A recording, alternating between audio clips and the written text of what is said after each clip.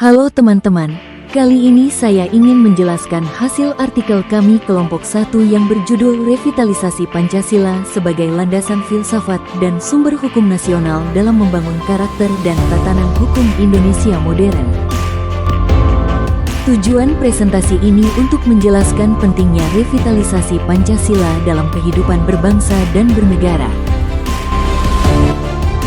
Pancasila menghadapi tantangan globalisasi dan modernisasi.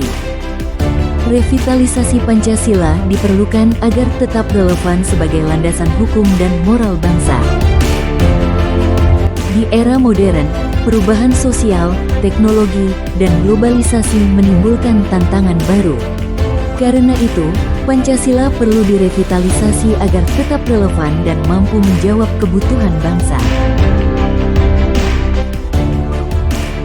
Revitalisasi Pancasila berarti menghidupkan kembali nilai-nilai Pancasila agar dapat diterapkan secara nyata dalam kehidupan bermasyarakat, berbangsa, dan bernegara. Pancasila sebagai landasan filsafat memiliki 3 dimensi penting, yaitu ontologis, epistemologis, dan aksiologis. Menurut aspek ontologis, menekankan bahwa manusia Indonesia adalah makhluk ciptaan Tuhan yang hidup sebagai individu sekaligus makhluk sosial. Menurut aspek epistemologis, menjelaskan bahwa pengetahuan dalam kehidupan negara harus didasarkan pada akal sehat, ilmu pengetahuan, dan kebijaksanaan. Dan menurut aspek aksiologis, menegaskan bahwa nilai moral, etika, dan kemanusiaan harus menjadi dasar tindakan masyarakat dan pemerintah. Baik, kita lanjut ke pembahasan Pancasila sebagai sumber hukum. Pancasila adalah sumber dari segala sumber hukum. Artinya, seluruh hukum di Indonesia harus berlandaskan pada nilai-nilai Pancasila. Lanjut pada bagian ini, kita masuk ke fungsi konstitutif dari Pancasila. Fungsi ini berarti bahwa Pancasila menjadi dasar utama dalam membentuk seluruh sistem hukum nasional.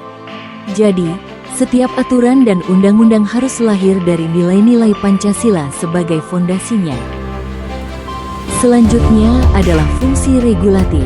Fungsi ini mengatur bagaimana hukum itu berjalan dan diterapkan. Dengan kata lain, pelaksanaan hukum harus mengikuti nilai keadilan, kemanusiaan, serta memberikan manfaat bagi masyarakat. Strategi revitalisasi. Terdapat 4 strategi revitalisasi Pancasila yang harus dilakukan untuk memperkuat bangsa dan sistem hukum. Reformasi pendidikan Pancasila. Pertama, reformasi pendidikan Pancasila dilakukan untuk membentuk pemahaman yang lebih dalam, kritis, dan relevan di kalangan generasi muda. Kedua, penguatan sistem hukum. Sistem hukum Indonesia harus diperkuat dengan penegakan hukum yang konsisten, adil, dan bebas dari pengaruh politik. Ketiga, revitalisasi sosial budaya. Revitalisasi sosial budaya dilakukan melalui penguatan toleransi, gotong royong, dan penghargaan terhadap keberagaman. Keempat, penguatan kelembagaan. Kelembagaan negara harus diperkuat agar kebijakan dan pelayanan publik benar-benar mencerminkan nilai-nilai Pancasila. Pembentukan karakter bangsa. Penerapan nilai Pancasila mampu membentuk karakter bangsa yang kuat. Karakter itu adalah religius, humanis, nasionalis, demokratis, dan berkeadilan. Inilah karakter ideal yang diharapkan muncul dalam masyarakat Indonesia. Pancasila dalam tatanan hukum modern. Di dalam perkembangan hukum modern, Pancasila menjadi pedoman agar hukum tetap relevan dengan kemajuan teknologi. Mulai dari regulasi digital, perlindungan data, hingga aturan etika, semuanya harus mengacu pada nilai-nilai Pancasila. Baik, selanjutnya tentang konsep HAM berkeadilan. Pancasila juga menawarkan konsep hak asasi manusia yang berkeadilan.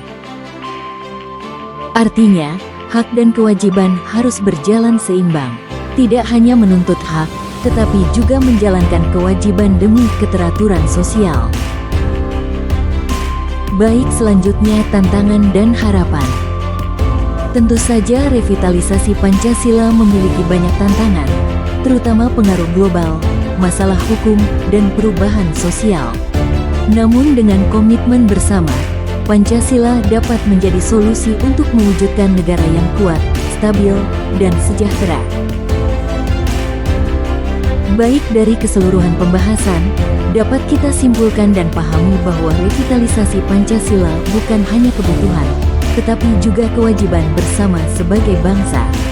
Nilai-nilai Pancasila harus terus dihidupkan dalam pendidikan, hukum, budaya, dan kehidupan sosial agar Indonesia tetap memiliki karakter yang kuat, adil, dan manusiawi. Dengan menguatkan kembali Pancasila sebagai landasan filsafat dan sumber hukum nasional, kita tidak hanya menjaga warisan para pendiri bangsa, tetapi juga membangun tatanan hukum modern yang selaras dengan perkembangan zaman. Semoga kita semua dapat menjadi bagian dari perubahan ini demi Indonesia yang lebih maju dan sejahtera. Demikian video presentasi artikel ini. Semoga dapat memberikan pemahaman yang lebih jelas tentang pentingnya revitalisasi Pancasila di era modern. Terima kasih atas perhatiannya.